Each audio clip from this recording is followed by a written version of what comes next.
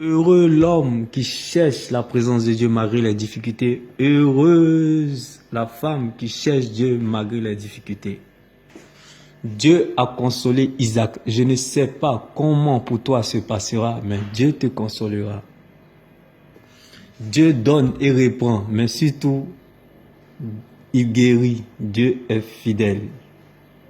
Ne continue pas à chercher si les hommes sont avec toi, mais plutôt continue à chercher si Dieu est avec toi. Quand Dieu te visite, tu n'es pas content, mais tu es très content.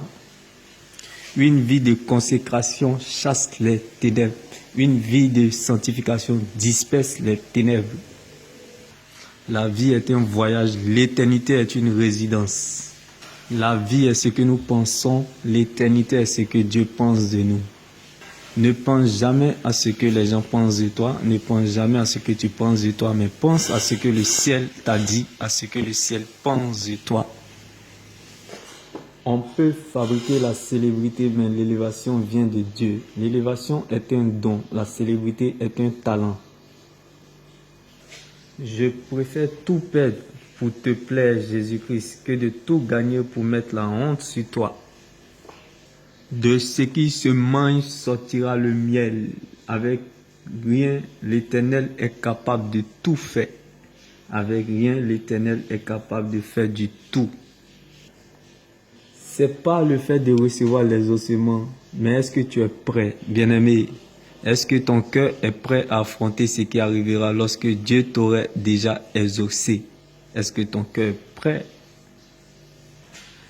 Quand les hommes te programment, tu ne peux qu'avoir peur tout le temps, par moment, avoir le calme. Mais quand c'est Dieu, tu peux être serein, sois rassuré qu'il te protégera.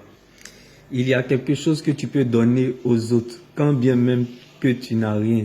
C'est la chose cachée de Dieu en toi. Elle te donnera certainement accès à ta liberté, bien-aimé. Car nul ne peut chercher la face de Dieu et sortir perdant. C'est l'enfant de Dieu en toi qui sauvera le roi ou la reine en toi. Vaut mieux prendre une décision qui te fera un tout petit peu mal que de prendre une décision qui te fera regretter toute ta vie. Bien-aimé, mange la parole de Dieu. Tu es ce que tu deviendras et non ce que tu traverses. Tu es ce que tu deviendras et non ce qu'on te dit. Tu es ce que tu deviendras et non ce que tu penses de toi-même. Tu es ce que tu deviendras et non ce qu'on pense de toi. Tu es ce que tu deviendras et non ce que tu vis ou subis. Tu es ce que tu deviendras et non ce qu'on te fait. Heureux l'homme qui cherche la présence de Dieu malgré les difficultés. Ne regarde pas à ce que tu vois, mais regarde à ce que Dieu t'a dit, sa parole.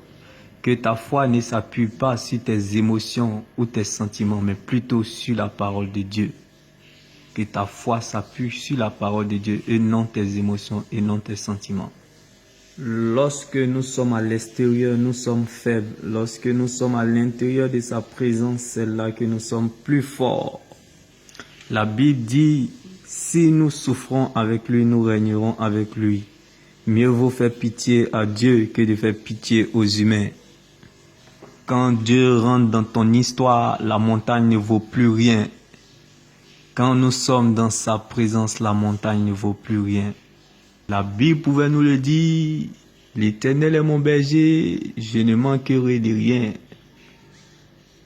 Ainsi qu'a dit David. Et en Genèse, la Bible déclare que Joseph est comme un arbre magnifique, planté auprès d'une source qui est la parole de Dieu.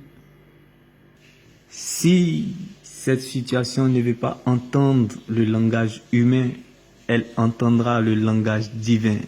Elle se soumettra à lui.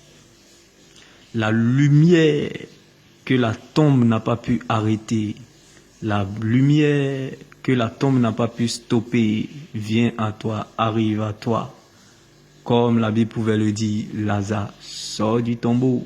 Bien-aimé, je ne sais pas dans la tombe de quel domaine de ta vie que tu traverses, mais tu sortiras comme Lazare est sorti au nom puissant de Jésus-Christ.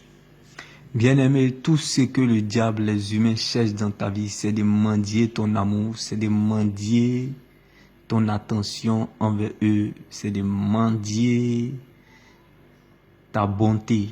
Donc, si toute personne ou quelqu'un te lance des flèches, comme Saül a lancé des flèches à David, esquive-le et aime-le, bien-aimé. Car Dieu a toujours une solution là où personne n'a des solutions. Dieu a toujours une solution là où les gens n'ont plus de solution. La plus grande foi, c'est de relever les faibles. Mais la plus petite foi, c'est de se relever soi-même. Quand tu es un point de contact entre Dieu et les hommes, tu provoques une fête au ciel.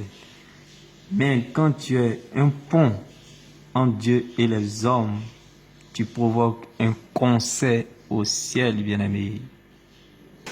Quand Dieu aime les David, il utilise les Absalom pour les faire revenir. Bien-aimé, ne souhaite jamais la mort de tes ennemis, car tes ennemis sont des médicaments qui donnent la santé à ta destinée. Les ennemis sont les carburants de ta gloire. Ne souhaite jamais la mort de tes ennemis. Il faut que tes ennemis vivent et qu'ils voient Dieu te bénir, t'élever, te positionner. Bien-aimé, la Bible déclare que toute chose concourt au bien de ceux qui aiment Dieu.